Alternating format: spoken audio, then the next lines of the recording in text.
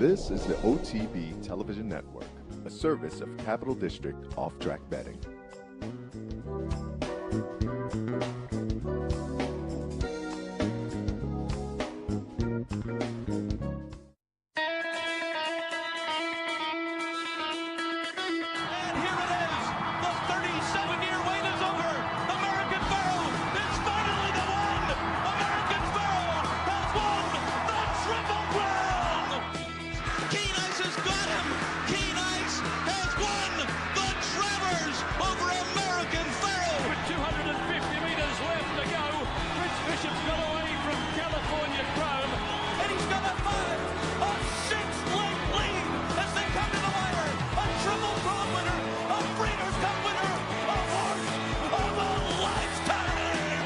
Broadcasting live from the Capital OTB studios, this is Racing Across America with Seth Merrow.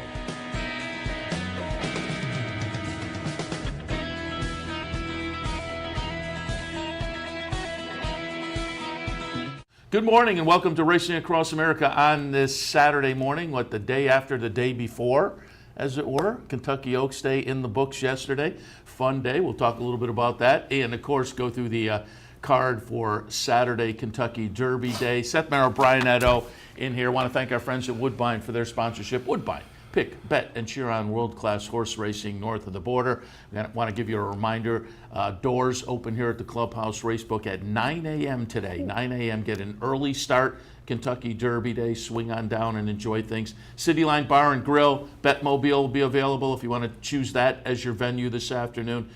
Betmobile at the City Line Bar and Grill. And yeah, it's Cinco de Mayo. There is somebody said yesterday, kind of all the stars align for this first Saturday in May, as it were. Also, there's an online knockout challenge today, so check out the website for more information there. Fun day yesterday. You had a good day on the one sheet. You were 5 for. I was 3 for. The race before, I could have gotten another one. The race before the last race. So what was there? 13 yesterday, the 12th race. Yeah. Your horse won. I had him flip-flopped, and then there was an inquiry went up, an objection went up, and I thought, oh, maybe I got a second chance. And if you thought, as NBC did, that Johnny Velasquez, his call Oaks, right, in the Oaks was paper thin, this was not even a piece of paper. Okay. This was Ricardo Santana claim, and they showed the head on, and it took him a lot less time in that one than it did in the Oaks. Go figure. I had a good day. I was slow into stride. I was 1 for early, and then was able to beat Rushing Fall with Toinette, and then got going late. I hit that late double. It was a chalky double, but 5 on the one sheet for a positive ROI. Something along the lines of about $33 worth of winners. On a 13 race card. I would probably give this finger and maybe one other to do that today. So we'll see what happens. It's tough on those Derby days. Day I in mean, Louisville. I don't know if there's anything super crazy, but it was one of those days where it's just tough to string a bunch together. 5 was good. As I say, I was 3. My best call was Will Call in the turf sprint, the Brad Cox run. Yeah, you got $15 on that one. It was a nice sure. price there, and so I made a little win money, but I couldn't get an exact underneath. I kind of wagering. I was like that race. I had the winner. I had some win money there, but I'd used the horse and picks and exactas. Couldn't get it underneath. Couldn't string. I had a couple of little pick threes during the day, and I'm alive to the Oaks. You got some turf, action going? Okay. The Oaks Oh, turf good. Derby pick 3. I thought, I'll tell you what, because we should talk about the Oaks here for a second. I thought I was adding a big number to my bankroll because Chocolate Martini, who was nowhere near good enough, she got the best trip of any horse of any day. And when that happens and you're just not good enough, I am so fine with it. But I was watching that race. I got to see the Oaks yesterday. I didn't get to see a lot yesterday for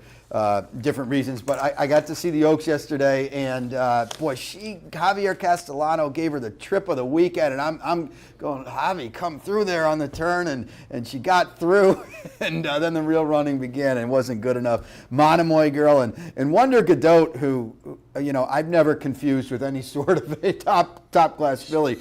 Boy, she ran her eyeballs out yesterday. She's got second-itis a little bit, ran a big race. You know what? I'm going to say a couple things about the claim. It was pretty frivolous, but I'll tell you what, watching it live, you could visually see, even from the pan, not the head on, you could see I'm not knocking it. Something got off stride a little bit. And Bry's going to show the whole race, he says. And So, watch here we Coach go. Rock's number 2. I will tell you, because going in, gets off a little slowly here, the number 2 horse with the white cap there, and I thought, oh, she's going to be in a bad spot. She tripped out beautifully, too. Luis Saez gets a great ride into the first turn here, sits between 4th and 5th with the horse on the outside, all the way down the backstretch. I thought she was in good position. But then I'll tell you, and I don't think we'll be able to see it from the pan shot, but on NBC, Luis Saez tips out going into the far turn, and I'm talking about Coach Rocks. And again, she's sitting, the number 2 horse, sitting about 4th on the rail right now. He tips out. I'm a handicapper. I can see that Luis Saez is better at this than me. I wish he'd kind of maybe sat on the rail and saved a little ground around the turn and hope things open up. But he tips out and then starts to make a move and gets jammed up on the turn a couple of times. So she winds up 7th, but I would not, I had Roddy on yesterday, and he was kind of, his thought was, this is our barometer to see if we belong or not. And I would draw a little bit of a line through this and give her one more shot at least against this kind, because again, I'm not sure what the pan shot here we'll be able to see. At the NBC shot, it was a lot clearer though. She got in some real trouble. Dale, after the race, I'm sure they caught him right after the race, and he was just kind of, we weren't good enough. Luis Saez, though, said he clipped heels, and she lost her momentum. Yeah, I mean, I think Roddy's horse is about like 6 of them in here, and they just weren't good enough. But that doesn't mean, as you said, doesn't mean you can't come back, doesn't mean she can't be a player in our backyard up here in the CCA. I mean, she's got that aim here in the CCA and maybe in the Alabama, in attrition, if, kind of takes They also started her itself. on the turf, so they still have options with her. They do, and she's turned herself into a nice horse with a rating gear now all of a sudden. She won that 2-turn maiden special weight. Right there, Wonder Godot gets knocked off stride a little bit. I'm going to say, as I said, 2 things. 0 chance they should have disqualified her, but I understand what Johnny did there because, you could see, even on the pan, you could see something funky happen there, and he did get knocked off stride just a little bit. Wonder Godot is kind of a refuser a little bit. Let's just be honest. She's not... Although that was a really good effort. It was a really good effort, and good work here, Bri, putting this up here. If you're betting your house in deep stretch, is she going by on any given day or not? You're going to probably say, no, I don't think so. But she stepped up today. She's now about 1-9 to win the Woodbine Oaks. A really good run here, a really good run. But I think class prevailed in the end with Monomoy Girl. Brad Cox, who you had on yesterday, this is a super filly. She's only lost 1 time. Really, really nice job. And a good ride from Flo Giroux from a tough post out there in the parking lot in the 14-hole. It was a really good ride. A nice performance by Wonder Godot. And as I said, I'm not holding it against Johnny. It's a big race. It means a lot on a horse's resume. Yeah. And it may have seemed worse to him You're going sitting on the 35 miles horse an hour in the stretch. I mean, even he maybe, if the steward said, we're going to show you the replay, and do you still want to put in the claim of foul, maybe he would have changed his mind. But there, it might have seen. And if you're the owner or the trainer, and you've got that shot, I want my jockey to err on the side of, make the claim and make the stewards then take a look. And that's the thing. And when you're watching at home and, you get to see all the angles, it might look a little frivolous, and it might look, frankly, it might look in poor taste. But you're right. And I think even Johnny kind of realized, because I don't know if you saw the NBC where they interviewed him after he made the claim of foul, and he almost seemed to be making excuse. Okay. It wasn't like, this is a solid claim. He was kind of like, I realize what's going on here, but I felt this aren't the words he used, but you kind of got the feeling, I felt obligated to kind of at least give the shot. But you're right. You have to do your due diligence and for your owners too. You have to stand up for them a little bit too. And do that. And I get both sides of it. I'm glad it like you kind of hinted to, it took a lot longer than maybe it needed to, but it is the Kentucky Oaks. They made the right decision. I don't fault Johnny at all. It was in the heat of the battle. And like I said, there's no doubt, he did get whacked off stride a little bit. That's for sure. But there's also no doubt it didn't deserve anything more than a cursory look.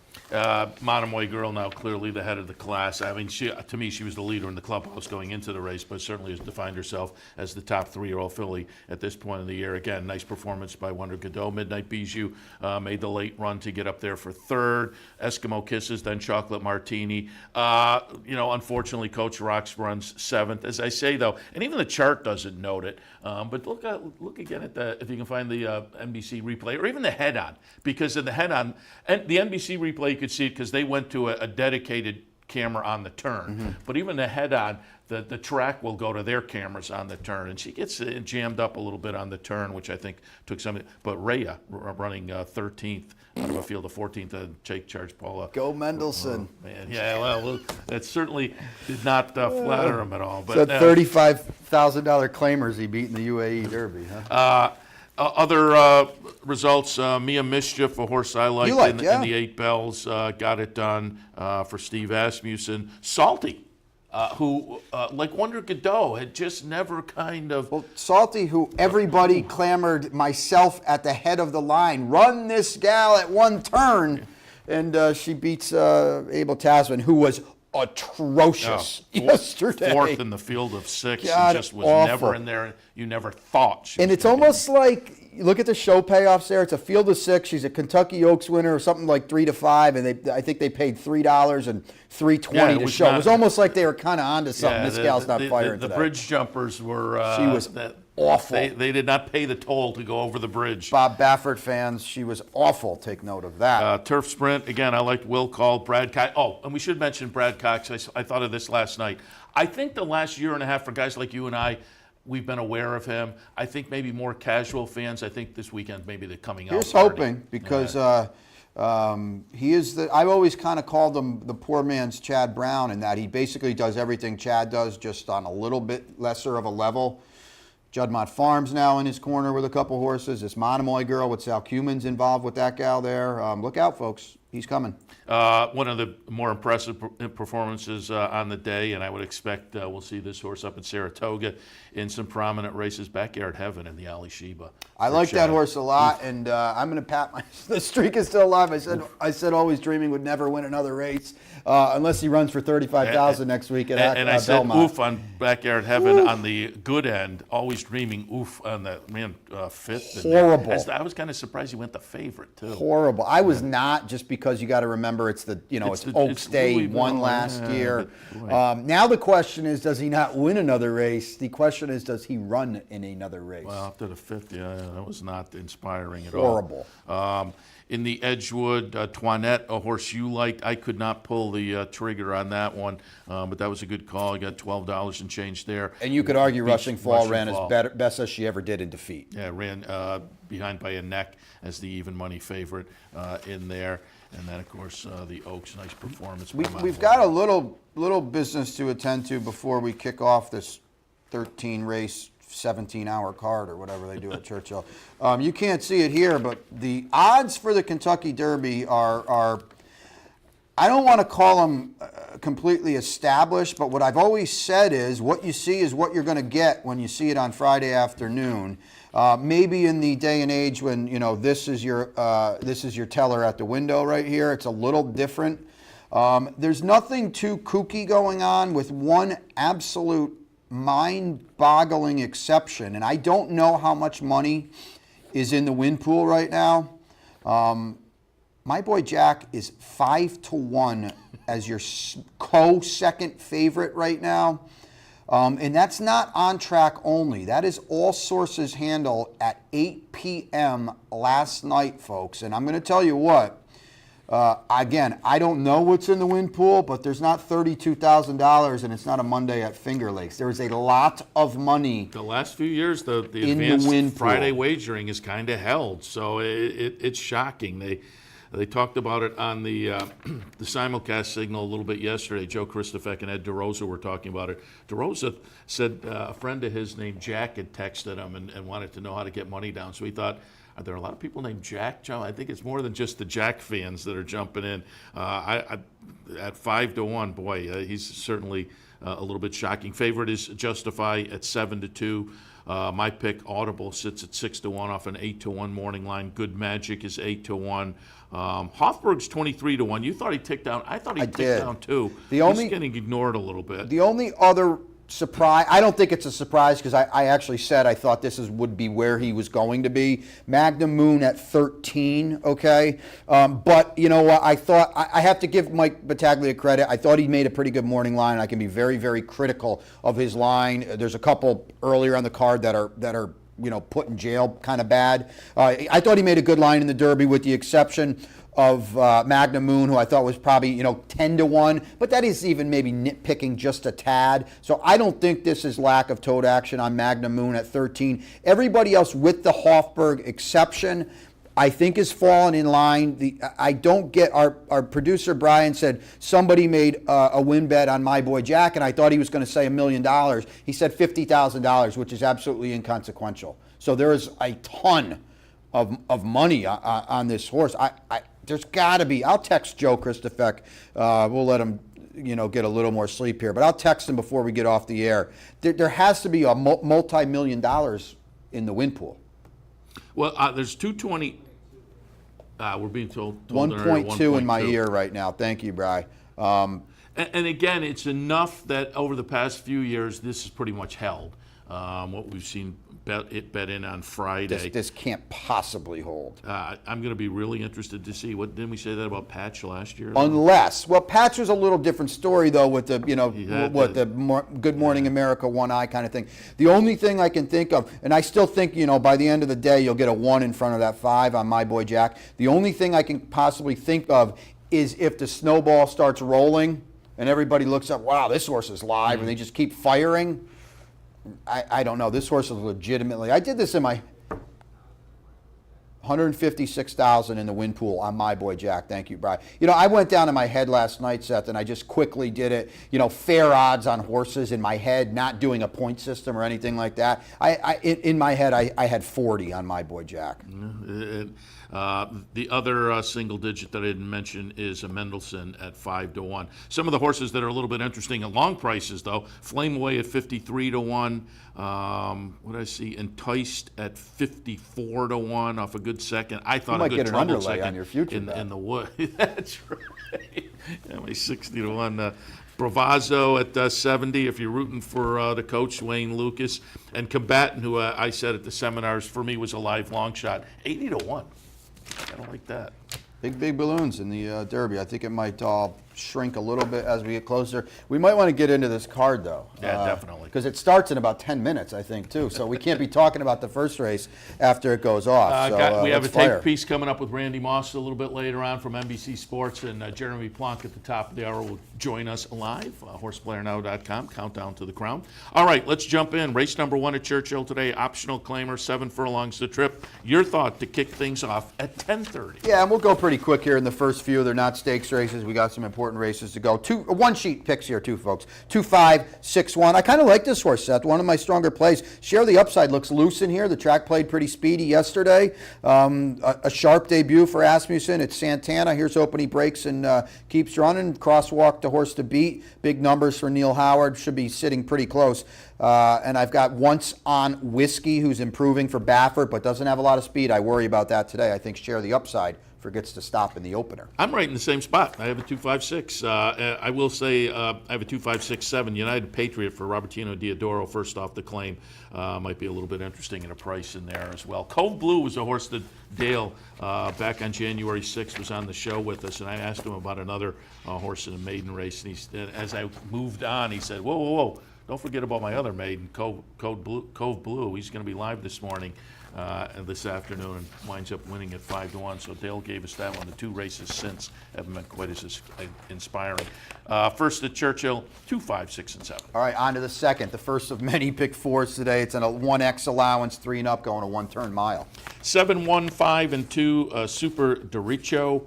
Comes in from Oaklawn. I mentioned it a bunch of times yesterday. The Oaklawn angle to me is playing out nicely this year as they move on to other venues. I just think this horse is going to fit nicely. Gray Sky comes in also from Oaklawn, so also has that Oaklawn form. The race 2 back was very good for Wayne Lucas. Misspent Youth Interesting for Ben Colebrook, improving numbers in the first 3 starts, cuts back to a 1-turn mile, and goes turf to dirt.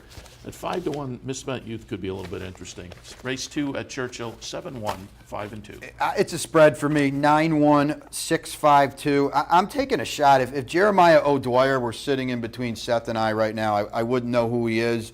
But he's 2 for 9 off the claim. It looks like he got Clearly Super in a pretty good spot here because he aired last time for 20 at Keeneland. Okay, I understand he steps way up, but the light bulb might have went on last time. He's got plenty of foundation. Aside from Gray Sky, and no disrespect to him, but Wayne Lucas is not a win machine nowadays anymore. Aside from Gray Sky, I don't see anyone in here I'm supposed to be scared of. I'm going to get a big number on Clearly Super. I'll give him a shot here to blow things up. Gray Sky, clearly the horse to beat off his last 2, very fast, at least on figures. Big Gray Rocket in the mix as well. The lack of speed worries me there. Taking a big shot here in the second, at least on the morning line, 9-1, 6-5-2. Race 3, optional claim or non-winners to 2 other than 8.5 furlongs in race 3. Pick 5 time here, folks, too. There's plenty of them today. 6-4 over the 5-8. Irish Freedom, that guy Brad Cox. I know he got this horse from Bob Baffert, but I think maybe just a new surroundings, new trainer could improve this horse. Blinkers off on this guy too, and that is a 10 for 19 move for Brad Cox. That's unfathomable. Castellanos here. This horse's lack of speed out west is not a good thing. Here at Churchill Downs, long stretch, deep, tiring track might help a little bit, put him on top. Hollywood Handsome, probably the horse to beat on the drop for Dally Stewart and Jose Ortiz. Sonneteer, no speed whatsoever. I don't want a short number at him. And then we go outside, your actual morning line favorite. And I have to believe this is because he ran second in the Kentucky Derby. I wouldn't bet looking at Lee if he was in for 20 at Aqueduct last week. I don't want anything to do with him at 5-2. Don't forget, folks, too, an inside speed rail bias. Inside rail bias got him second last year. His running didn't, because Always Dreaming, another one that rode the bias, is never going to win another race. I put looking at Lee underneath. I have your other horses in the mix, though. 6, 8, 4, and 5. Yeah, I like Irish Freedom on top as well. And you mentioned the stats. You look at that line underneath, the trainer stats in the various categories. There's none of them where he's under 29%. It's amazing. It's amazing. As I say, I think yesterday may have been the coming out party for him. It's just a general racing fan population. I mean, you toss the Kentucky Oaks on your resume. It has an undercard stake as well. So third race, though, for me, 6, 8, 4, and 5. All right, we get to the turf in the fourth, and we should have mentioned this. 50% chance of rain today, on and off at Churchill. Tab the weather, tab the scratches, tab the course conditions as we move on throughout the cards. An MSW for 3-year-olds and up going a mile on the turf. And I have the scratches right here on my computer. The AEs AEs are scratched, out, yeah. 13, 14, 15, 16.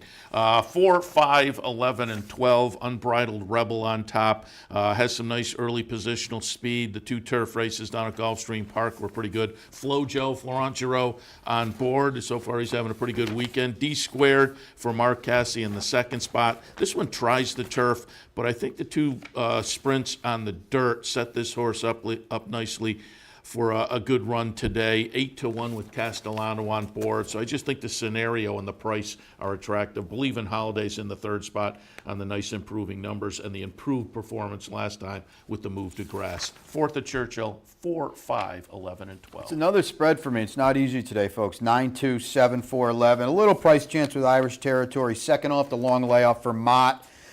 Big work on the 29th, I think, kind of signals this might have been the spot all along at Zayat Stable.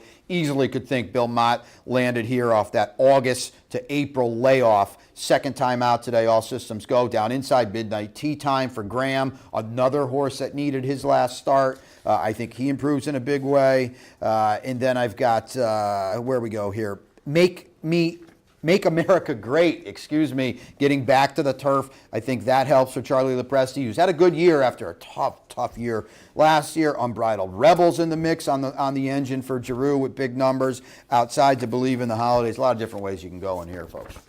Fifth race is an optional claimer with $100,000 tags, and I'm just looking. There are a couple horses in for the 100. Royal Squeeze and Storm Advisory. $100,000 C condition, the 1-turn mile in race 5. It's 398 for me.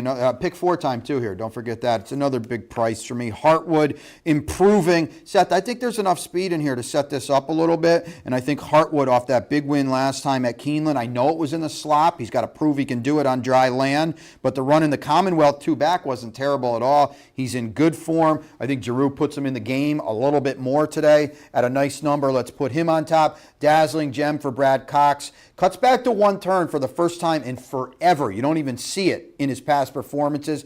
Maybe that all those routes give him a little foundation. He wakes up on the drop today. McCracken's a house horse, but what's he ever done? I mean, let's just be honest. He's the same kind of horse he was at 2 that he was at 3. I thought that was a second-tier 3-year-old. It's a starting point today. He probably is better at 2 turns, a shorter 2 turns. I don't want him anything to do with him at a short price off that kind of layoff, the way he ended 2017 too. Yeah, I didn't know what to do with him. I put him in the 4th spot. I have it 7, 9, 6, and 8. I thought Storm Advisory was interesting. On that move from Oaklawn. You like that angle. Yeah, claimed last time. And if you didn't hear, I interviewed Brad Cox yesterday, who had a great Oaklawn meet and then went on to have a spectacular Keeneland meet. And I just asked him what he thought, because as a handicapper, I like that move. I always thought it was the fitness. Maybe the surface made the Oaklawn horses fit as they moved.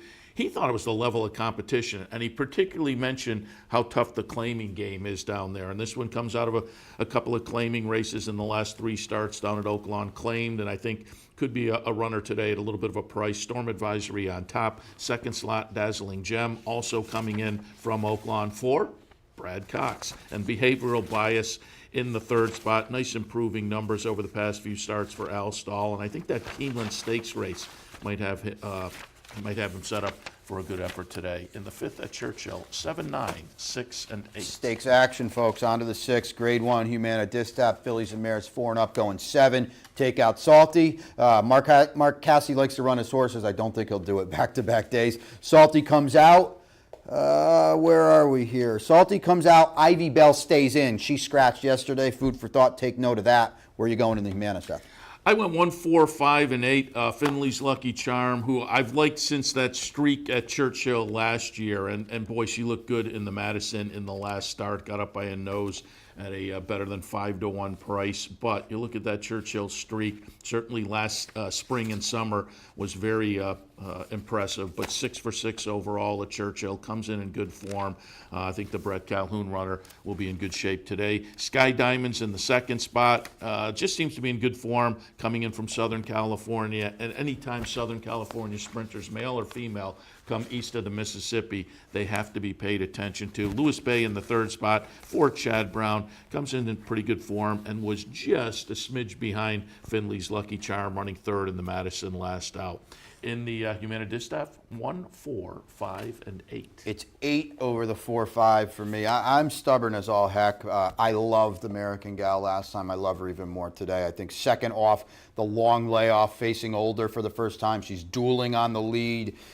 Gets beaten a neck in 4th. She can only move forward today. I don't know about Finley's Lucky Charm going to 7 from the inside. 6 for 6 at Churchill. Take note of that. Very scary to play against that kind. But down inside, taking all the worst of it. I'm against her today. I love American Gal. 2nd off, as I said, the long layoff from an outside attack post. I don't think she needs to be dueling on the lead. Jose Ortiz, I think she can be pressing the issue, probably pressing Finley's Lucky Charm. There's not a lot of speed in here today, folks, and she's getting 5 pounds from Finley's Lucky Charm today, whereas last time, level weights off that layoff. Don't think that's not a big deal.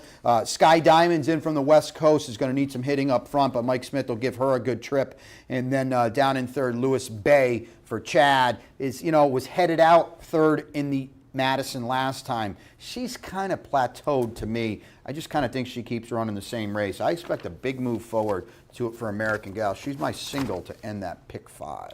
Race 7 is the Distaff Turf Mile, Grade 2, $300,000 up for grabs, going a mile on the turf. Be interested to see what you did with my top pick, On Leave, who I think looks pretty good at 8-to-1. Pick 6 time too, if that's your thing. Did I put her in the mix? I put her 3rd, Seth. 311 over the 9, 2 A's and a B. Dream a While looks she looks in a pretty good spot here for Chad. Third start in the U.S. this year. She's progressing on figures. I always think that third start is the big one.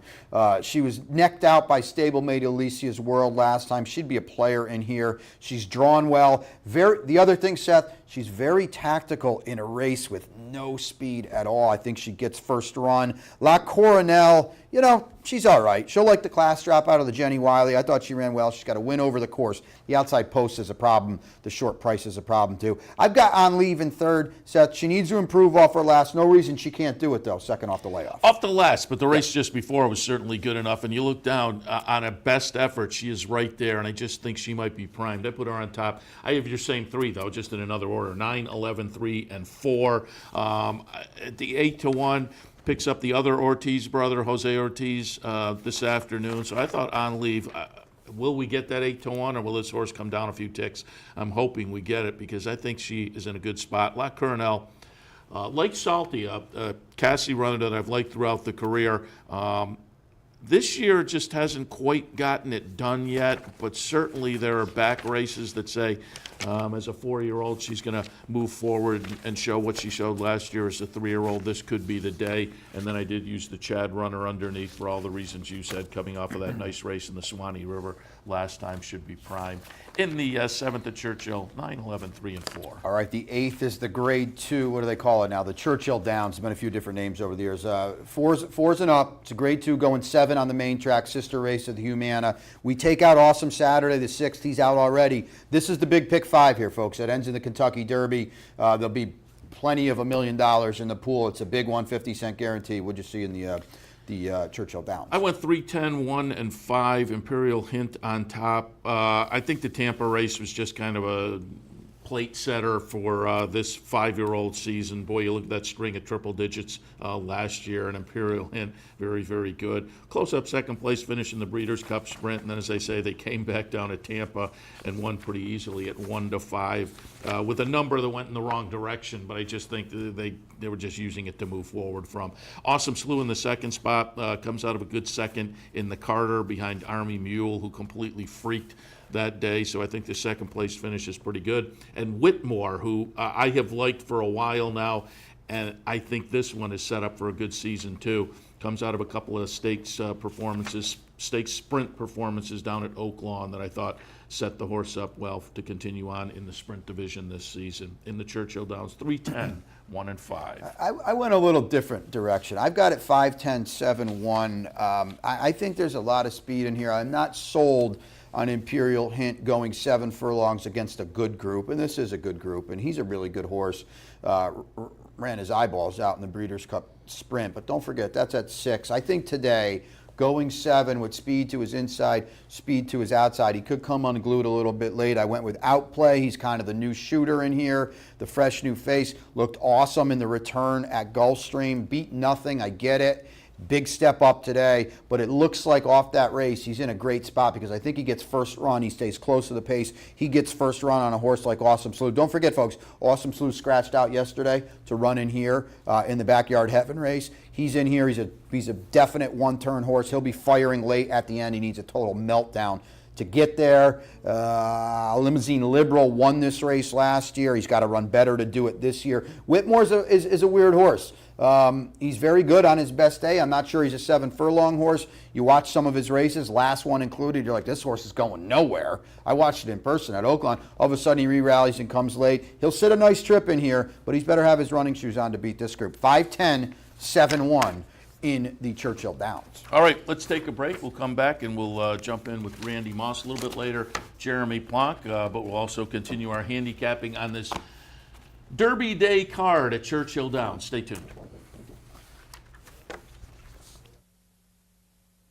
Dirty windows? Don't do it yourself. Call Clean Image, your window cleaning professionals, and enhance the look of your business or home without the worry. Clean Image pledges nothing less than 100% customer satisfaction. It's guaranteed. Homes, offices, bed and breakfast, vacation homes, and more. Clean Image has cleaned them all. Carpet and floor cleaning, pressure washing, and janitorial services are also available. Call today, 446-1397. That's 446-1397. Online at clean-image.net. You know and make better decisions. better choices, to know how to connect the dots.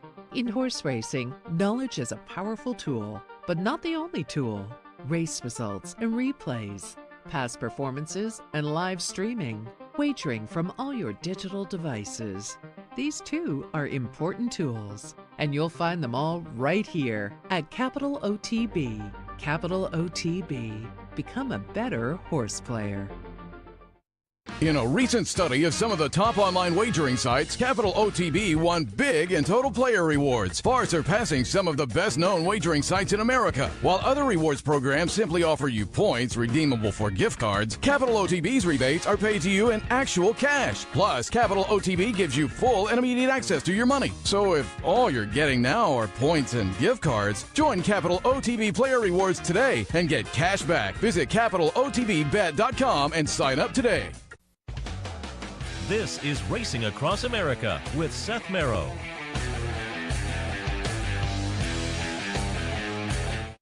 Welcome back to Racing Across America on this Saturday Kentucky Derby morning. Seth Merrow and Brian Nadeau. We've gone over the first 8 races. We will continue on after this, though, but I wanted to drop in our interview with Randy Moss. We talked to him a little bit about Oaks and Derby yesterday. We played the Oaks portion. Randy Moss from NBC caught up to him on Thursday. Right now, we'll get his thoughts on the Kentucky Derby. Up next, Randy Moss. Happy to be joined now by Randy Moss, NBC racing commentator. Obviously a big weekend ahead for NBC, Oaks and Derby Day. Good afternoon, Randy. Hey, good afternoon. I'm so close to trackside that if I took one step to the right, I'd go off a platform, but I'd be on the main track at Churchill Downs. So I'm right here, ready to roll. You're there. We're taping on Thurby. Yes. It's the new Friday. You know, usually Exactly. Friday was the local day, and all the locals came out to the Oaks, and then it became such a huge day that now all the locals have to come out on Thursday to get a ticket. So it's now Thurby. Yeah. And let's just get a little background before we get into the races themselves. Obviously, we enjoy all the NBC coverage of the Derby preps and Breeders' Cup and whatnot. We enjoy the coverage up at Saratoga, especially right in our backyard. But I have to believe, just from the hours put in, this is the blue ribbon on the NBC broadcast schedule. Give us a little background, the prep work that's been going on, and what you expect over the next couple of days. Oh, I mean, I'm not complaining because I know so many horse racing fans would give their right arm to be where I'm at right now. But not just me, but me and Jerry Bailey and a lot of people on the production crew right now are just like going on fumes. I mean, it is just like so much work that goes into it. It's fun to be here, obviously. It's fun to be around these horses, but it's not as much fun as it would be if we were sitting over in the grandstand drinking mint juleps and other adult beverages and having a good time that way. But, I mean, we have a chance tonight to recharge our batteries for the we're on TV this afternoon, on Thursday afternoon, but before the Oaks Derby telecast, we'll be ready to roll.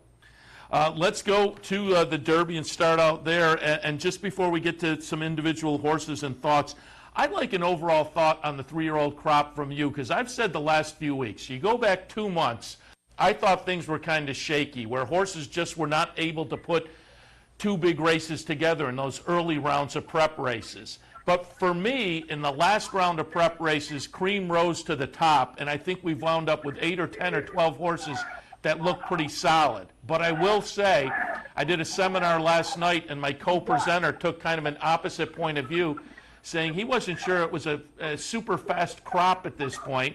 And I think buyer-wise, and you're a buyer guy, maybe that's borne out a little bit. There aren't a lot of triple-digit buyers. But what is your feeling of this year's Derby field? I think it's a really good bunch of horses. I really do.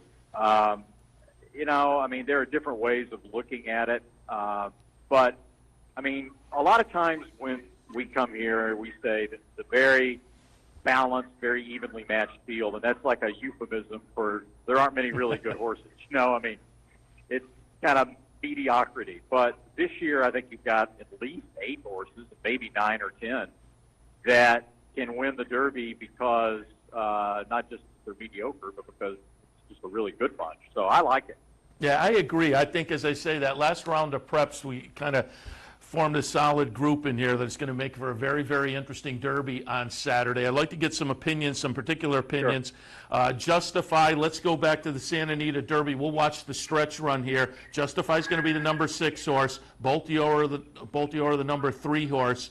I just like your opinion because I put Justify in my mix, but I put him underneath. I think he might be the most talented horse in the bunch, but I just have a question about the seasoning. And you know, we know the whole story of 2-year-old racing and how important that is, adding some seasoning, and he didn't race as a 2-year-old, only 3 races under the belt.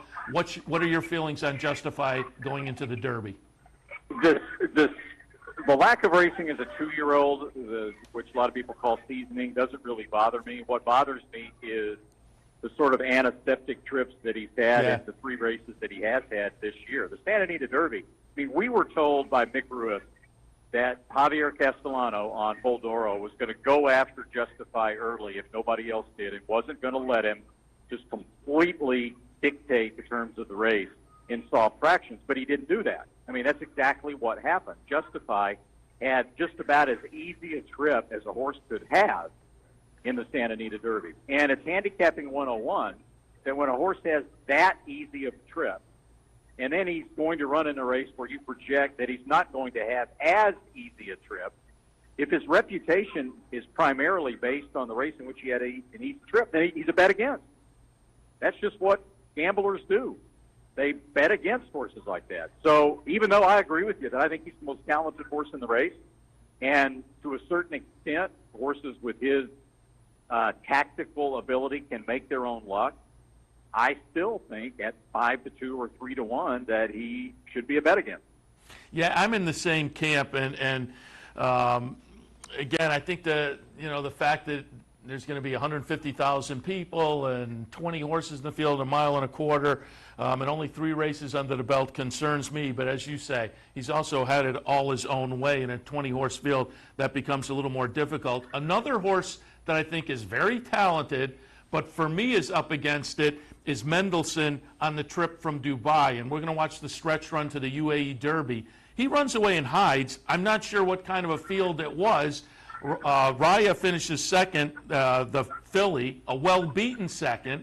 And running third was Re-Ride, who, B or C stringer on the 3-year-old scene. But he did it in the right way. But the trip from Dubai concerns me. What are your thoughts on Mendelssohn? The trip from Dubai doesn't bother me. What bothers me is that I believe that on that day at Meydan in Dubai, the track strongly favored speed and rail horses in 2-turn races. We saw 3 2-turn races, the Godolphin Mile, the UAE Derby, and the Dubai World Cup. I mean, Thunder Snow dominated West Coast. The Godolphin Mile was won in wire-to-wire fashion, and then you saw what Mendelssohn did. No, there was absolutely nothing behind him in that race, nothing. But that's kind of insignificant since they were all 18.5 lengths behind him. I don't think he's fast enough to be pressing Justify. I don't think Ryan Moore is going to send him as aggressively out of the gate as he did in the UAE Derby because he knew how the track was playing in Dubai, and he wanted to take advantage of it, so it was a great ride.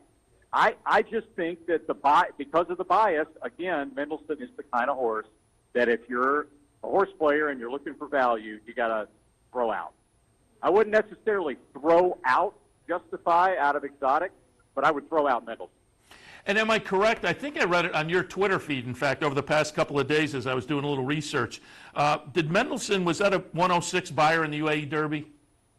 Yeah, it was based on the Dubai World Cup. Okay. We knew we had a really good line on the Dubai World Cup with so many American horses running, and we had a very confident 111 buyer speed figure for Thunder Snow in that race. And based on the parallel time chart at 1 mile and 3/16, the UAE Derby was 5 points slower than the Dubai World Cup, so Mendelssohn got a 106. Okay. But that was on the rail, okay? He's probably going to get a 3-wide trip at best in the Kentucky Derby. So right there, you got to knock off 5 points or so. So now it's down to like a 101 if you factor in ground loss. And then again, he was running on a bias. So that's going to knock it down even more. In my opinion, he's a throw out.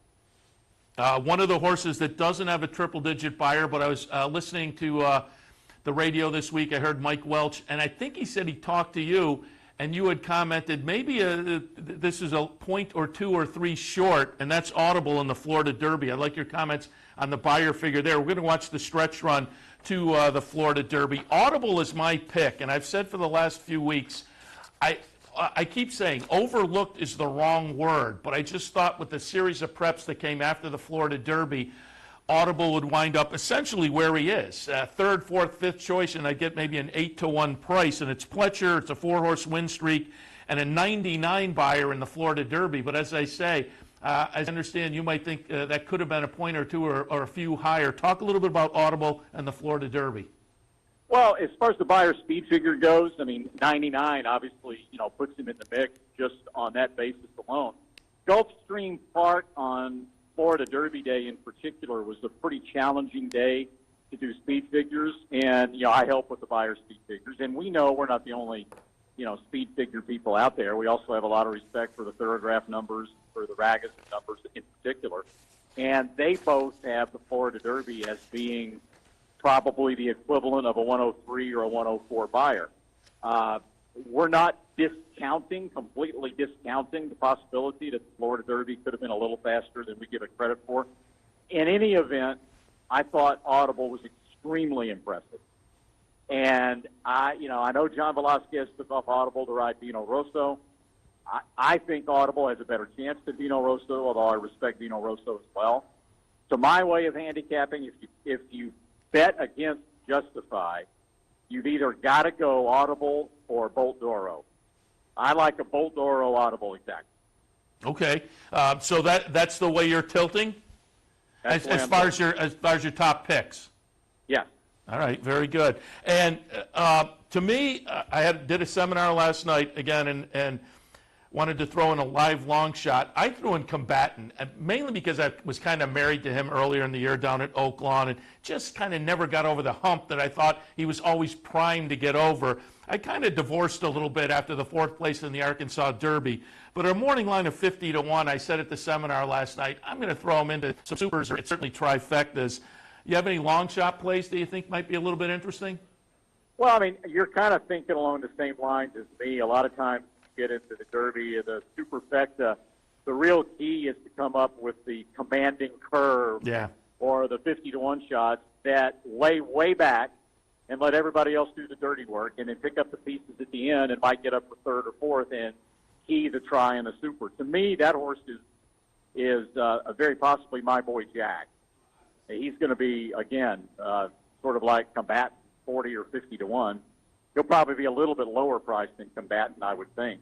But he's another of those reliable closers, pick up the pieces kind that you can pretty much count on to be passing horses through the lane. And just before we move on from the Derby, you guys, you and Jerry typically do kind of a pace scenario and follow the race around the track where you think horses will be at various positions. And I'm just curious, as they go into the first turn, have you done it yet, A? And if you haven't, have you thought about it? First turn, is it Promises Fulfilled and Justify 1-2? Where do you see Justify first turn and going into the backstretch? Well, as long as they all break, which is obviously always a big if in the Kentucky Derby, but Promises Fulfilled should be on the lead. And Mike Smith wants Justify to be sitting second to the outside of Promises Fulfilled, about a length and a half or 2 lengths behind it, depending on how fast he's going. But in a perfect world, the way Mike looks at it, the way Jerry and I look at it, that's the most likely scenario. Noble Indy from post 19 has speed. Laurent Drew is going to have to use him a little bit going into the turn. Mendelssohn, those jockeys from Europe come over here for the Kentucky Derby, and I think to a certain extent, Seth, they get a little psyched out by the transition from turf to dirt and the whole speed dominant nature of dirt racing. And the way I see it, they tend to be a lot more aggressive at the start of dirt races than even the American riders. It's like they're trying to overcompensate. So I would expect Ryan Moore to be very aggressive on Mendelssohn early, and I think it's going to be Mendelssohn and or Noble Indy sitting right outside of Justify in third or fourth. Always fun to talk to Randy Moss. Appreciate he took some time out of a busy schedule to talk to me on Thursday, and it was fun to play that. Well, his long shot, he's not getting that 40 or 50 to 1 on my boy Chad. Randy, what'd you bet? That's right. Whatever, Randy's the one who tossed in the big. That certainly is the shock on the. If you weren't here at the top of the show, the advanced wagering yesterday. My boy Jack 5 to 1. Currently, and that is the shocker on there. The rest of the odds are pretty much in line with what you would think, but my boy Jack, it'll be interesting to see. Typically, they don't change much from Friday, but it'll be interesting to see. While we were listening to Randy, you pulled up on your phone the weather report, looking a little dicey maybe. Raining in Louisville now from 10 o'clock to noon, 50%. From 1 o'clock to 3 o'clock, 60%. 80% at 3 o'clock. And then between 60 and 50% up until post time. So proceed accordingly, folks. I don't know how hard it's raining. I don't know how hard it's supposed to rain. As I mentioned to my buddy Joe, we mentioned yesterday, Churchill Downs, the racing surface, is pretty notorious for drying out quickly. It's not overly hot today. That's 65 degrees, I believe, in Louisville right now. High of 66, 67. Could be a factor today. All right, we'll keep our eyes on that. Let's jump back in. Continue handicapping. Top of the hour, we'll be joined by Jeremy Plonk. 9th race today at Churchill, the American Turf. And again, we'll keep our fingers crossed on the weather that, A, that the main track doesn't turn out to be soupy, but B, these turf races hold together as well. The American Turf is Grade 2 event, $300,000 up for grabs in that fun, I talk about a lot, the fun subcategory of 3-year-olds on the turf. Your thoughts in race 9? Yeah, this will be on the turf. There's no question about that. The other races may be in jeopardy. We don't know that. Big pick 4 time here, okay, folks? This is the big one. Ends with the Kentucky Derby, $4 million in this pool. I looked through this race, Seth. It's 110, 9, 6, 14. Where's the speed?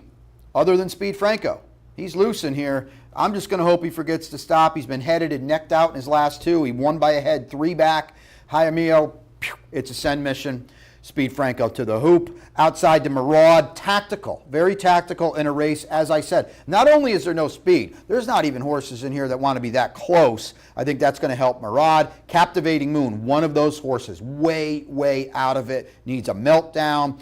River Boyne, I know a good friend of mine, sharp handicapper, likes this horse a lot. Very visually impressive, winning last time at Santa Anita. Comes in off 3 in a row. He's going to be tough in here. Admiralty Pier, another horse, not a lot of speed. A very good showing behind Analyze It, the best 3-year-old turf horse in the country, maybe the world, behind Analyze It last time over yielding ground at Keeneland. That could come into play today, folks. Check out some of those horses with an affinity for an off-soggy turf course.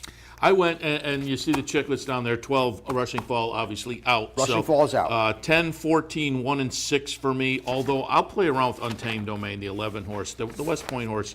Tried the dirt last time, getting back to the turf. I'm not going to regret leaving Untamed Domain out. I'll have that horse somehow in the mix. But 10, 14, 1, and 6. Maraud, I think, comes in for Todd Pletcher off of 5th in the Transylvania that I feel like you can draw a line through. But it was unyielding turf, so keep that in mind. However, the horse has previous races on off-turf courses that were okay. So I'll use Maraud on top, then go out to Admiralty Pier, who seems to be in improving form numbers-wise and could be primed to run well. River Boyne in the 3rd spot for me. As I say, I didn't have Untamed Domain in my top 4, but I'll use him in some fashion.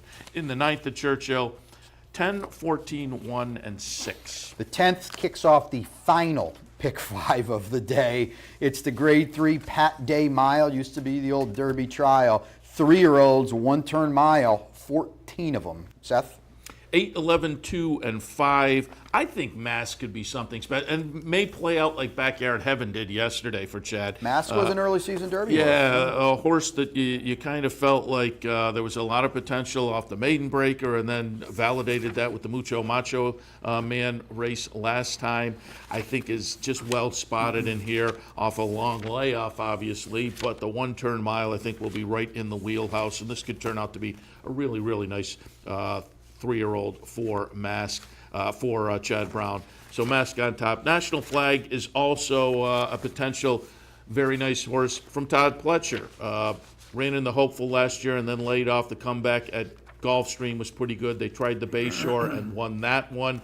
So I think, again, they're picking kind of a nice spot for National Flag. And in the third spot, Restoring Hope. Came east for Bob Baffert and certainly got a little juice in the Wood Memorial. Went off at, 7-2 in there. Ran a good third behind Vino Rosso and Enticed, but I think is well spotted in here also. Mississippi I put in the 4th spot. These are all horses that I think have the late season or into summer interesting 3-year-old kind of resume that they're putting together. So 8, 11, 2, and 5. I love Sporting Chance in here. Best bet of the day, 11 over the 12-8. I love the fact that the coach, Wayne Lucas, said didn't forge on with this horse. Didn't go to the Preakness with this horse. Well, I guess he still could. But finally cuts him back to 1 turn. I think he showed this winter at Oaklawn Park and in the Bluegrass at Keeneland. He's not a 2-turn horse.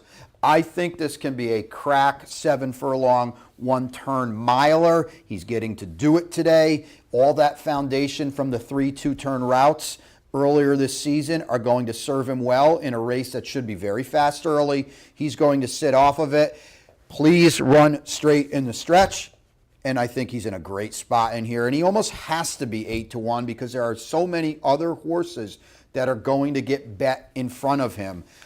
Restoring Hope is one of them for Baffert. I liked him in the Wood Memorial. I didn't think he ran terribly in the Wood Memorial. He's another cutting back to 1 turn. He's outside, again, with plenty of foundation, a long run on that backstretch. He's going to trip out nicely in here. Mask is the wild card, and it's kind of weird to say a 4-1 Chad Brown horse is the wild card, but he hasn't been out since January. And okay, he looked good in the Mucho Macho, man. He's got a lot to prove because that was it was a weird race in that for some reason he absolutely just walked on the lead. He got hurt after that. The works sure do whisper ready. Chad, as my partner alluded to, this could be Chad's second half Jim Dandy Travers horse. He's a scary comebacker today. Tapit on top, bred to be a really nice one. I'm going to put him in 3rd. I love Sporting Chance in here, Seth. Yeah, to go back to Backyard Heaven, Chad was talking about that one on the post-race commentary and said, the game plan was this horse was going to be their Derby horse and had some issues.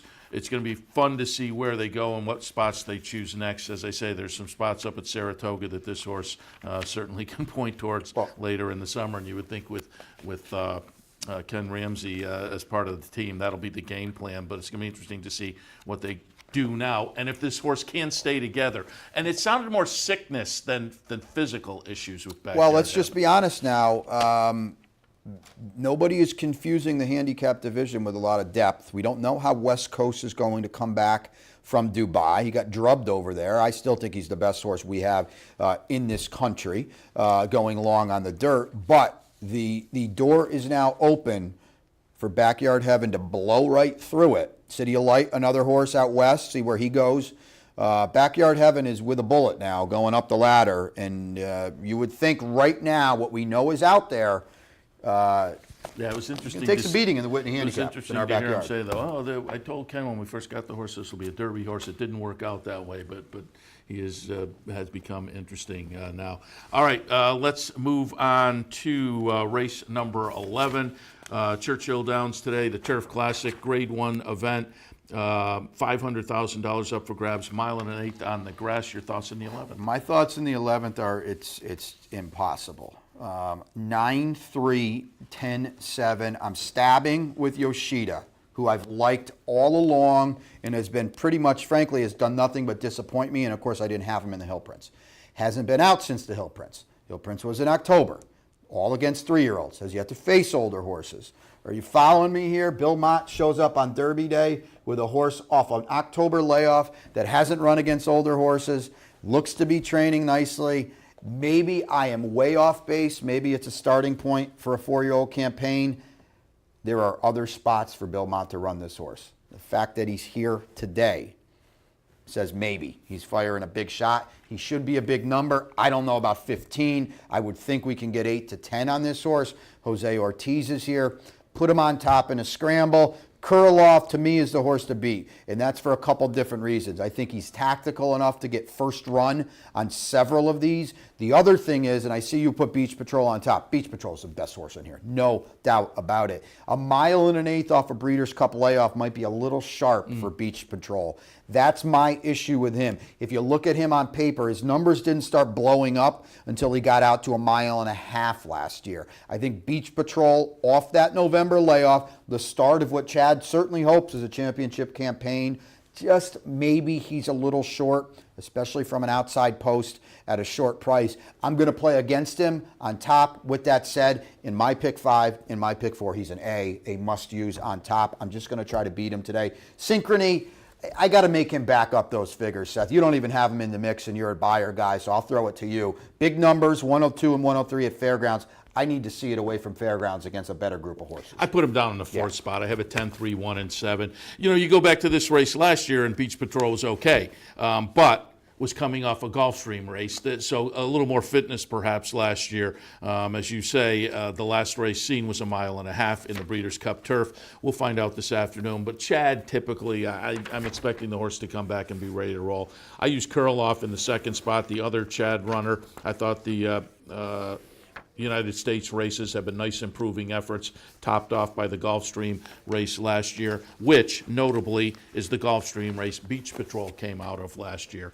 And Deauville is in the 3rd spot for me. Aidan O'Brien, Ryan Moore. I think you have to pay attention to the connections and throw that one in the mix. I left Arklow out. I may regret it. 3rd start back, the Brad Cox trainee. I liked this horse as a 3-year-old last year. Won't shock me if Arklow runs better than I'm giving it credit for. But in the Turf Classic, 10-3. I had him a year ago when he won the American Turf on this day. He's got to run better. I know it's Cox. I know he's improving. And 3rd start back, it wouldn't shock me if maybe he did. That's why I didn't use him, because I think he has to go forward a few points. But I think it's possible.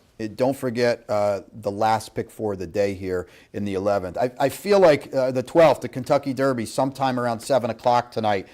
Do we even talk about it? I feel like it's ad nauseum at this point. What do you got in the Derby? I went 5, 7, 11, 6, Audible. I've talked about him now for a few weeks. I thought I'd get a little bit of a price. We are getting a price. A horse that's on a 4-race win streak, including the Florida Derby, for Todd Pletcher, who now has a couple of derbies already on the resume, reported to be working well down at Churchill for a horse that doesn't normally work well. So I'll put him on top. Justify. I just think that lack of seasoning may be a little bit too much to overcome, but he probably is the most talented horse in the race.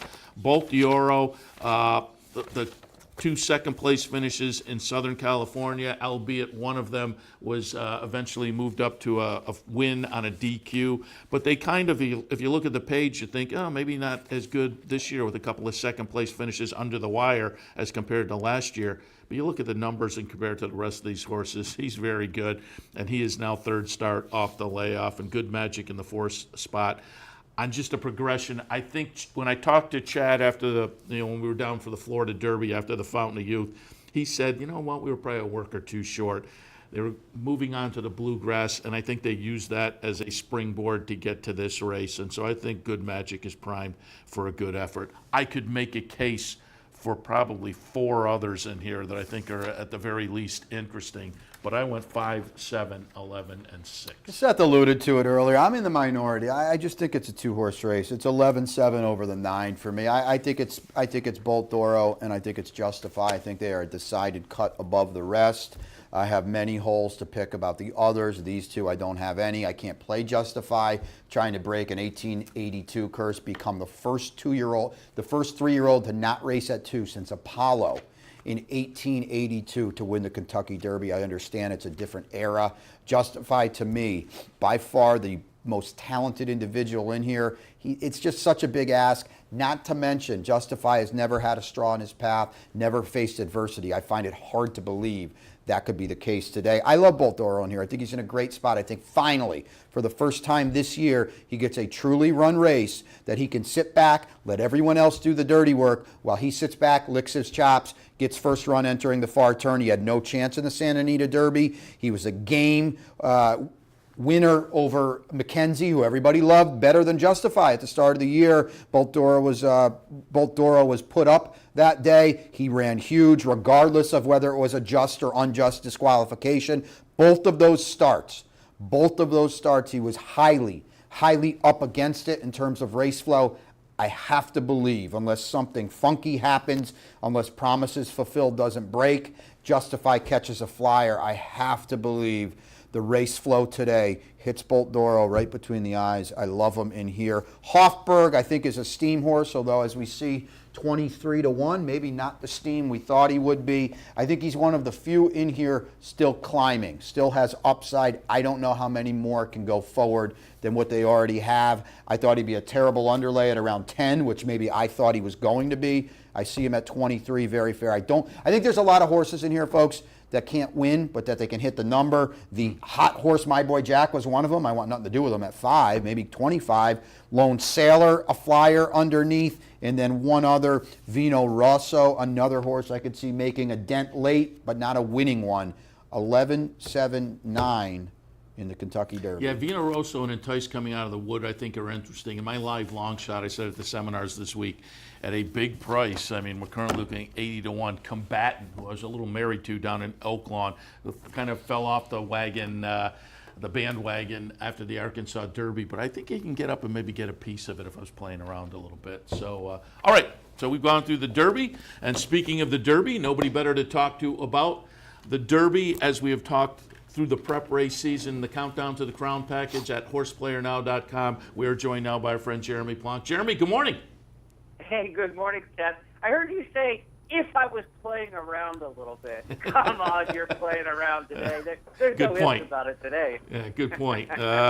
We will definitely be jumping in. And would you agree, speaking of that, Brian and I did a couple of seminars up here this week up in Saratoga and then here at the Racebook on Thursday, and we both kind of said to the audience, if you play X amount, plan on playing 2X or 3X. It's one of those days because there's so much value around. You have to take the rubber band off the bankroll a little bit. I 100% agree, and that doesn't mean that you increase the number of races you're betting. You know, there are 14 on the card, which gives you 14 more temptations to be lured into. Let's say your bankroll is $140 for easy math. The worst thing you can do is play $10 on every race. I mean, that's just the absolute worst thing you can do. And so there are 14 races on the card today. For me, it comes down to about 4 bets, maybe 5 out of the 14 races of any serious amount. And then if you want to nickel dime around with the rest. But I agree, you absolutely increase your bankroll. If you're a $100 bettor, maybe you become a $250 bettor, 2.5 times your bankroll today, overall in the day. But again, it's not $250 over 14 races. You cannot play this entire 14 race card and give yourself your best chance. It's about attacking the good spots, the ones you really like. And then, you know, look, pick 4s, pick 5s are obviously in the mix. They're very popular. They're great bets. They're great value. $1,800 for the pick 5 on Oaks Day yesterday, with I think the longest shot in the sequence being 5-1. That's why you want to play those kind of races. So you may not have a strong opinion in 5 races in a row. So when I say you got to spot up and only play 4 or 5 races on the entire card, that's with the realization there are going to be races in the pick 4 or pick 5 that you're going to just try to have to get through. You know, you may not have a very strong opinion, and maybe you can get through by spreading. Maybe you can get through getting lucky by taking your top 2 or 3 and just happen to be right. But you want to dance in those pools for sure. You want to get involved in those pick 4s and pick 5s today. But when it comes to intra-race, you know, if you have a $250 bankroll, let's go back to that. Maybe you play 80% on your top 3 or 4 bets, and so 80% of 250, is over $200. 200 to 220 of it would be on those key 4 bets. So you can make 4 $50 bets on a $250 bankroll, and then use the other $50 on all the other stuff. Well, JP, you've hinted at some of the other races. So how about before we get to the Derby, the focus? It sounds like maybe you have a play or two early in the card in one of those pick 4s, in one of those pick 5s. You might anchor down and tie your hitch to and hope to get alive to some prices where maybe you don't have a strong opinion. Anything really stick out to you today at Churchill Downs? Yeah, I've got 3 horses I really like. good news, bad news situation. 2 of them are in races 6 and 8, and the suckiest thing of all is the other one's in the 14th and final. So who's still punching at 8:20, an hour and a half after the Derby? But I really like a horse in the night, calf named Karat, coming off a race at Keeneland. Look, there is a late pick 5, with the final 5 races on the card that starts with the 10th through the 14th. So we'll use Karat that way. I've already made my bets for the day for the Derby. I'll be honest with you. I have put my bets in. This is a day where I don't think the total is going to move very much. I feel good about the plays that I've made, and I'm in already. I've already invested. There's a late pick 3 for me where I've singled Karat in the 14th. I've taken the 2 horses I like in the Derby, and I took all in the 13th. I'm 2 by all by a single. It's a $22 ticket for $1 that you can play multiple times if you really like the horse. And that way I'm fixed in. So if Karat doesn't go off the odds that I really want to make a win bet, I don't sit around all the way to the 14th race on the day and go, oh, crap, I was hoping to get $12 on this horse, and now he's 5-2, So I've already covered myself that I can't overspend throughout the day. I can't get past the Derby and go, God, I still love this horse in the 14th. And then not have the budget or have the proper odds to actually make something out of it. So I've already tried to usurp that by playing a pick 3. If I'm right on the Derby, I know I get to the 14th race with a shot at my big play of the day because I've got all in the leg in between them. So that's the way I'm attacking there. I absolutely think, though, the horse of the day is in the 6th race, American Gal. 2 of us. In the Humana Distaff. I thought she ran a really good race, too good to lose in a Madison Stakes over at Keeneland that frankly was better than this field. 4 of the horses come back out of the Madison, but if you remember handicapping that race at Keeneland, it was a 10 or 11 horse field where there were 10 or 11 contenders. 6 of them hit the wire together. Usually when 6 horses hit the wire together, you say this is a trash race. But when you handicap that race on paper, you said, oh my God, this is as deep a field as I've ever. That field was deeper than the Breeders' Cup Filly Mare Sprint in the Madison, and I mean that seriously. And so that was an amazing field. I thought she ran too good to lose in that one. Her workout, go to xbtv.com and check out the workout for American Gal out at Santa Anita, since the Madison. You will never see an exercise rider hold the horse anymore and have more trouble pulling her up after the work. It only gets clocked as 49-2. She would have won 46 if you'd have given her head. I think she's sitting on a huge race. Yeah, she's a lead pipe cinch to me today. I loved her in the Madison. I thought she ran huge with everything going against her, facing older, the long layoff. Now she gets 5 pounds from Finley's Lucky Charm, who's down inside. I totally agree with you. I guess we should talk Derby here. Before we get to Derby per se, I just want to go, Brian and I talked at the top of the show. I'd love your opinion on the odds that came out yesterday. And, the last few years, the Friday wagering is kind of held up. And I think everybody that follows the game regularly, at least, was kind of eye-popping when my boy Jack came out at 5-1. What are your thoughts on that early line? Yeah, Friday wagering on the Derby has always been weird. It used to be Pat Day. The early wagering on the Derby in the early years, and I'm talking early years for me, it's like the 1980s, early 90s, was only on-track money. And the on-track people were Louisvillians on Oaks Day. It's Louisville's day at the races. And so everybody would bet Pat Day. And so when the odds would open on Saturday morning for the Kentucky Derby, Pat Day would be on the favorite every year. Crypto Star in 1997 against Silver Charm and all those other horses was favored when the odds opened Saturday morning because Pat Day was on. And so you had that. Then the Calvin Burrell factor kicked in. And after Calvin got hot, he was the Oaks Day bet. And whoever Calvin was on was this ridiculous price. It was the last couple of years with Calvin disappearing from the scene. We really haven't had that go-to where the money was going to stupidly go to, I have no idea why it's on my boy Jack. I like him as a long shot. I just don't see the public connection to him. Usually there's something to it. It's Patch. It's Pants on Fire. If you remember that horse running a couple of years ago, bet down, probably a third of the price he should have been because people love the name and it's a party crowd out there and things like that. My boy Jack, I think the Sorbo brothers don't have a national cachet about them with the general public or with the Louisville crowd, honestly. So I don't understand where that money comes from at all. I like the horse. I mean, I picked him 5th. He was going to be my sneaky, every year there's a long shot that runs second in the Kentucky Derby field, looking at Lee last year and Commanding Curve and Golden Soul. So you're always looking for that, that long shot horse to run second. He was going to be my pick to run second in the race at a price, but I didn't think he worked very well. And Millie Ball, who I work with, the XBTV operation, she didn't like the work at all either, and I really trust her eye. And so I pushed him down a couple spots and picked him 5th instead of 2nd. But why he's 5-1 makes no sense to me. He's a legitimate horse at 15, 20. Yeah, I thought. But at 5, come on. I thought 25 was fair. That you gave a good segue to my next question for you. You're a guy in the know as far as horse flesh and workouts, and I know you pay close attention to that. Always have an opinion and a good opinion, quite frankly.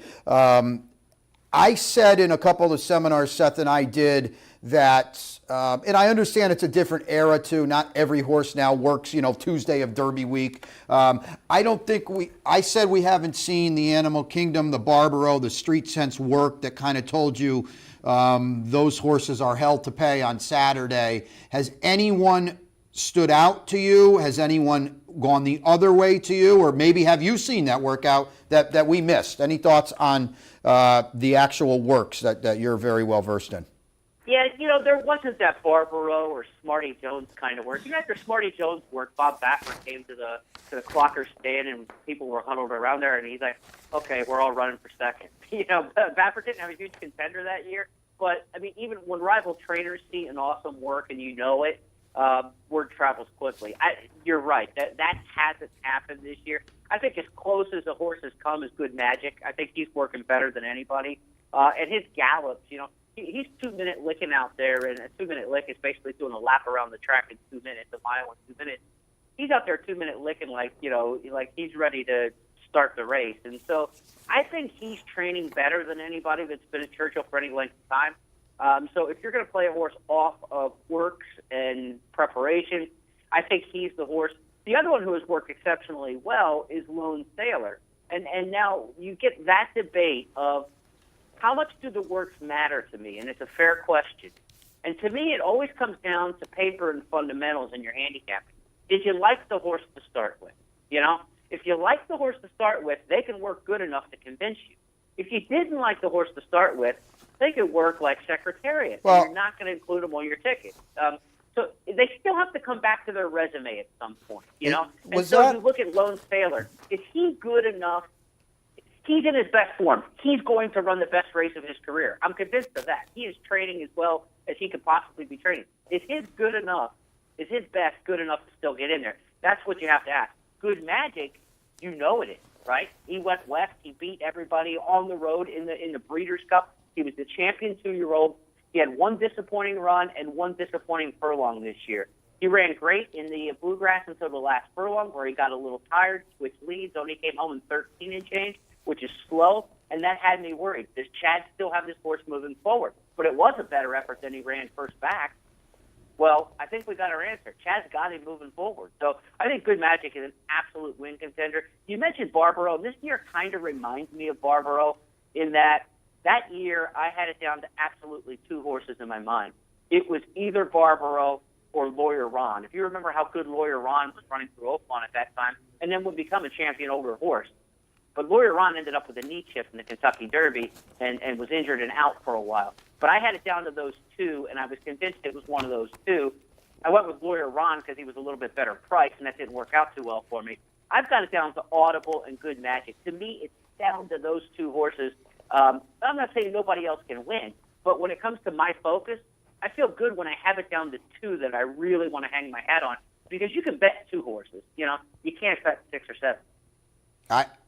I've said that all along, and I said, I'm admittedly hard-headed, and But I don't think this is a bad race to be hard-headed because, you can't bet them all, like you said. If you like 2, that's great. If you like 11 of them, that's tricky. But I'll throw it to Seth, but that's kind of my thinking. So I just want to ask you, because we talked to Randy Moss earlier. Actually, I talked to him on Thursday. We replayed the taped version a few minutes ago, though. And I asked him, and there's a couple of horses in the race that I wanted to get opinions on from various people, because they're both horses that clearly have a lot of talent.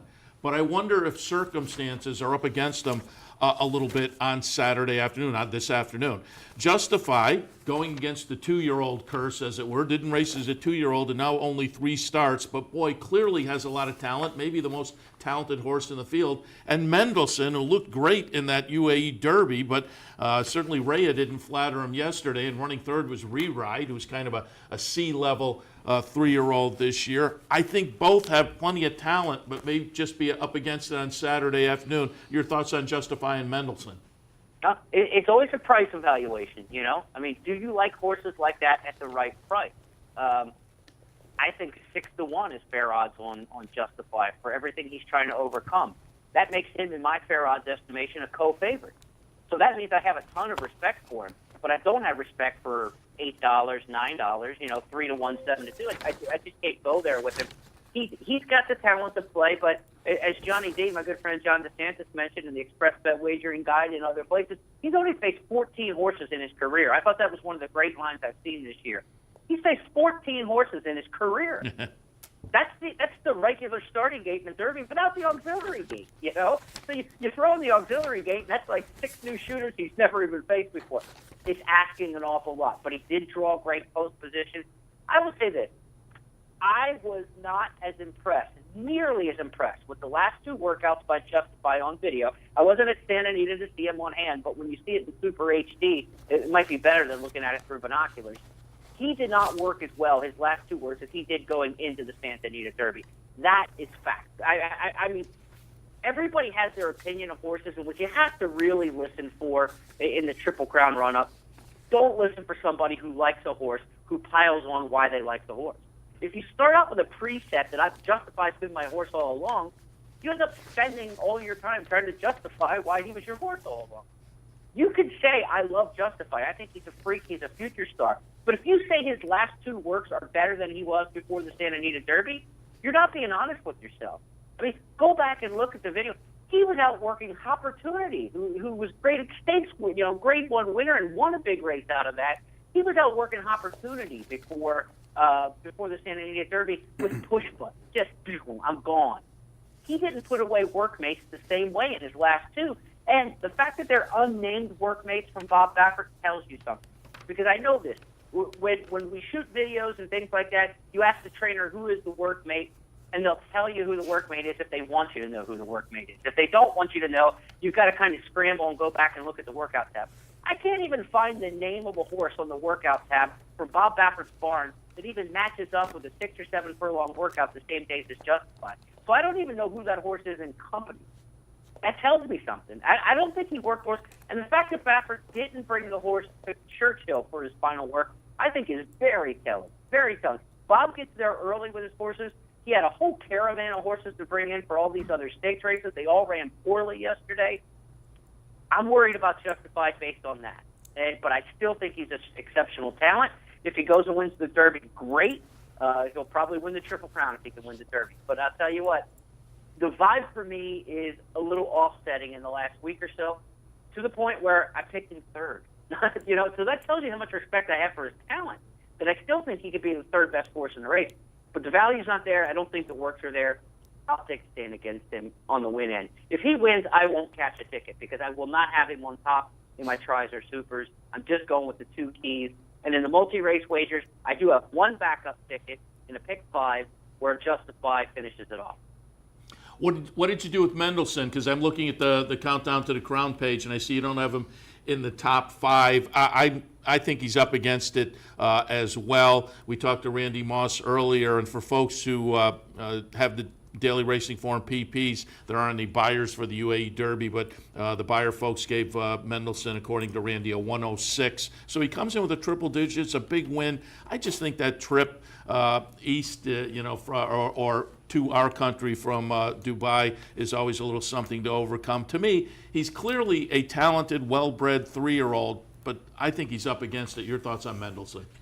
But when's the last time an Aidan O'Brien horse got out of the gate? Yeah. Seriously, in the United States. They all struggle to get out of the gate, right? We have seen this time and time. I will bet that his percentage of horses running in the U.S., 75% have not gotten out of the gate cleanly. It's just not their game, and they don't need to hustle out of the gate in England, and that works there.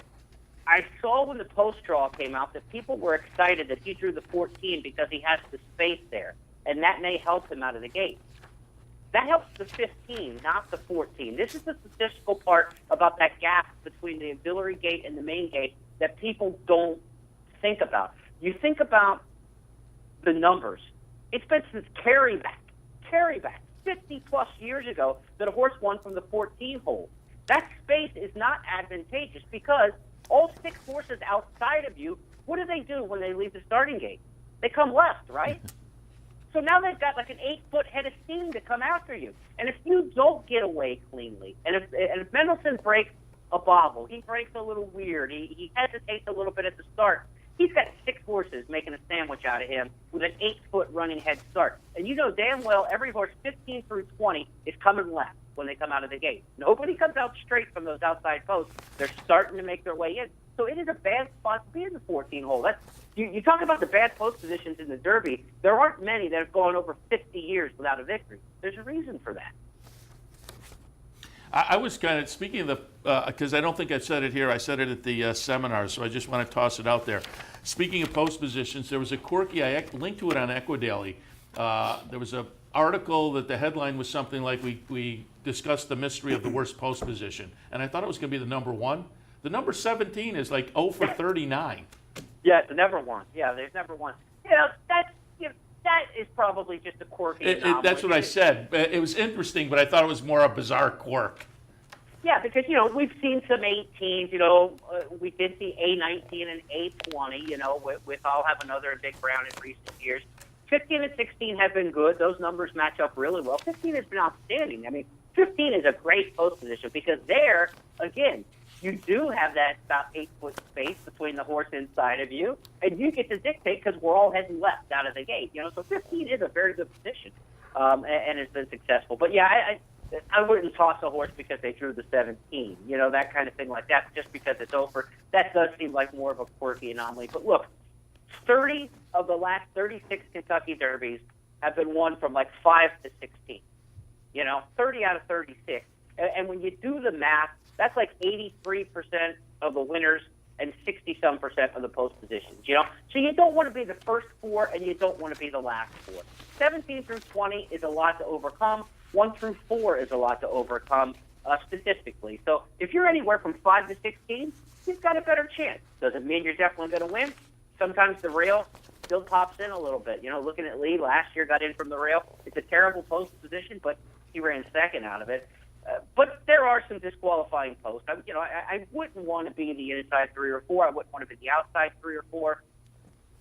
But those horses who drew in those posts necessarily this year weren't ones you were going to consider to win anyway. I think karma played out this year a little bit. Yeah, you're trying to whittle a field down, right? And there's like 7 or 8 horses still that you have left, and the draw day comes, and you don't mean any ill will to the connections, but you're kind of hoping as a gambler that out of those 7 or 8 you like, 3 or 4 of them draw bad, because then it's easy for you to say, okay, well, I can get rid of this horse because of the draw. Now it becomes a little bit more, less cumbersome of a handicapping exercise. I remember that year with I'll Have Another. I really like his races in California. He drew the 19, and I said, whew, good, that's one I can get rid of now. Of course, he still won from out there, but it doesn't always work out for you. But look, you're looking for any help you can in handicapping this race. It's tough.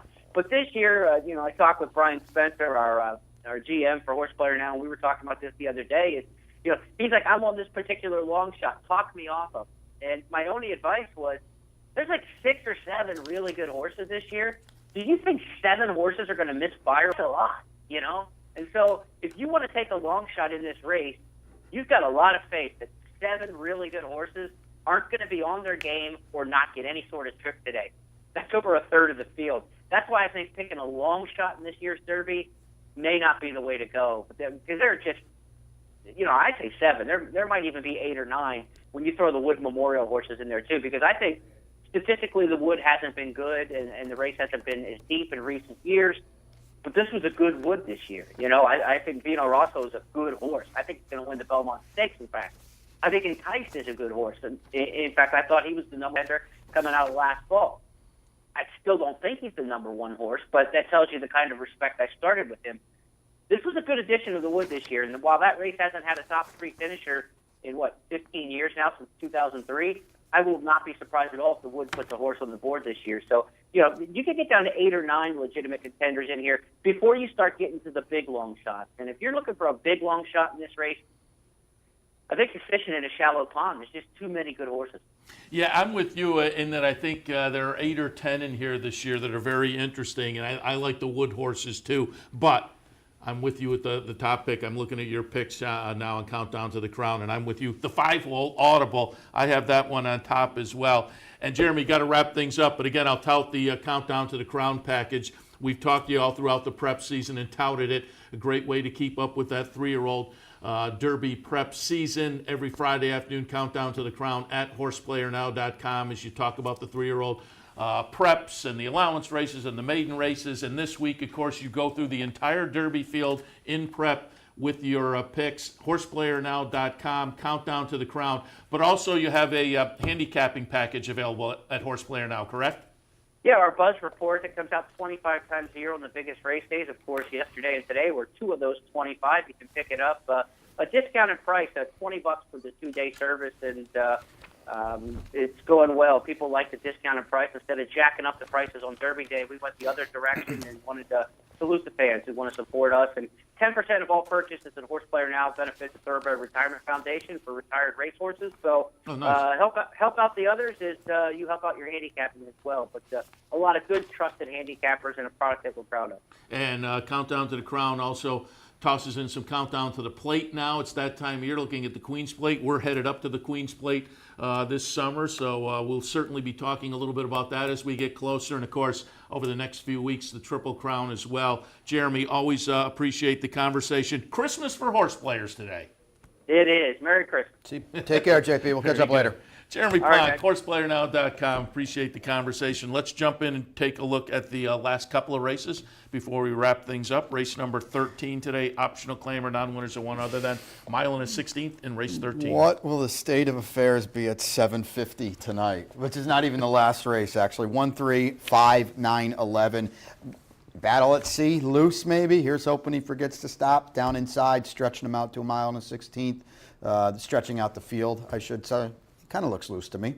I use Lionite, the Oaklawn angle, but it's also Steve Asmussen coming out of a nice maiden breaker, and it just seems like the horse, who they obviously had some high hopes for, started in the Breeders' Futurity last fall as a maiden. It seems like this season has kind of maybe put it together and could be ready to blow through this condition in the first try. So I put Lionite on top, went out to King Zachary in the second spot, tried the Wood Memorial last time, more properly spotted today, and Regal Quality for Todd Pletcher in the mix. So 5, 11, 9, and 6. The 14th. 8:20 in the p.m. You might have to remind me who won the Derby at 8:20 in the p.m. 3-year-olds and up. It's a maiden special weight, a flat mile. JP and I have talked about Karat quite a bit. Where are you going in the finale? I went 6, 10, 4, and 7. I put Limation on top. Steve Asmussen, runner, coming in from Oaklawn, showed some nice speed last time, and off of that race and the number, I think the horse is set up well this afternoon, making a mark in the second spot. Last 2 starts down at Fairgrounds looked pretty good, and then I put Karat in the third spot. And again, if you weren't tuned in earlier, Karat was one of the plays Jeremy certainly liked, and I'm guessing you like him as well. Making a mark is one of the early outs, by the way. Making a mark in Toronto, the 3. Toronto, I should say. 4 over to 6, 7, 8. As I said, Jeremy and I talked about Karat quite a bit when I think 8 to 5, I think, in the finale, not 4 to 1. But he will be a single to end this long you think that the card. The odds will come. I mean, I'm just looking, and again, I I'm a buyer's guy. You're think not there'll be necessarily, but the bettors tend to look at the buyers, and I think on the buyers that 4-1 looks legitimate. I could see maybe a point coming down. Okay, Steam, all right. I think. Maybe that's good. I mean, if we do look up and it's 8-5, not good for betting wise, but it'll be good for. Yes. All right, so Karat, we'll keep our eyes on that one. I have a little good something friend. to keep us tuned in. I have a buddy up Saratoga Way that pretty much all he does on Derby Day, I hope I'm not blowing it for him. All he does is wait around and play that late pick 5 and late pick 4 because it's the kind of forgotten bet on the Derby Day card, the one that no one really goes to. He's had a lot of success with that bet in the past. It's kind of his little under the radar play, and I actually agree with him because everybody's so fixed on playing that Derby pick 5 and Derby pick 4. There's another one, and the 10-1 Derby winner might be 30-1 in that because the pool is not as big. So I don't think he's off base.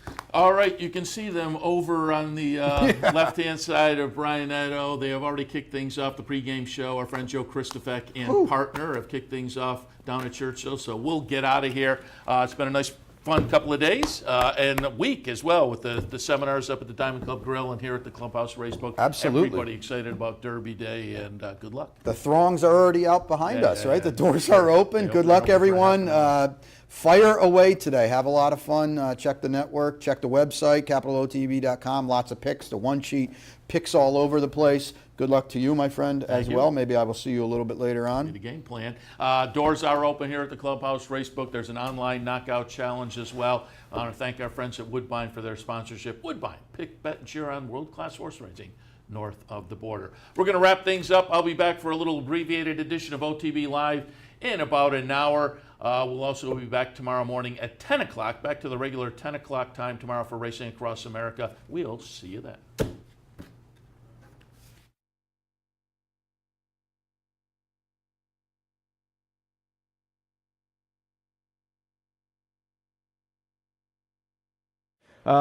Concern there would be there's some in here that have run in the upper 80s, even